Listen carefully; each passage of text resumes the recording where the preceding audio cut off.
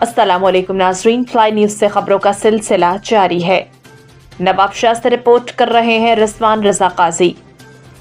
नवाबशाह मुनुआबाद नवाबटा दफ्तर में बाअसर शख्स के बेटे ने अमले पर पिस्तौल तान ली, बिजली मीटर क्यों उतारा। वापटा अमले ने एहतजाज करते हुए दफ्तरी अमूर रोक दिए।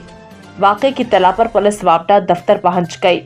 तफसीलात के मुताबिक नवाबशाह शहर के गुंजानाबाद इलाका मुनुआबाद में वापटा दफ्तर में मेयर नवाबशाह काजी मोहम्मद रशीद भट्टी के फर्जंद आसिफ रशीद भट्टी ने बिजली मीटर उतारने पर आग बगोला हो गए।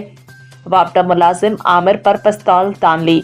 दफ्तरी अमले के दीगर अफराद ने इस अमल को देखते हुए बाअसर शख्स के फर्जंद को रोकने की कोशिश की तो मौसूफ ने वापटा अफसरान समेत अमले को धमकियां दी। एसटी वापटा रिंद आल Pakistan वापटा hydro electric workers union zonal chairman Anwar Hussain Chandio, vice chairman Syed हबदार Ali Shah और दीगर का कहना है कि हमें इंसाफ चाहिए।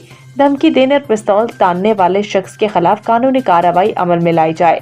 वापटा एहलकार अफसर को धमकी देने पर वापटा यूनियन के अफसरान ने दफ्तर के गेट पर एहतजाज किया और दफ्तरी अमूर काम बंद कर दिए।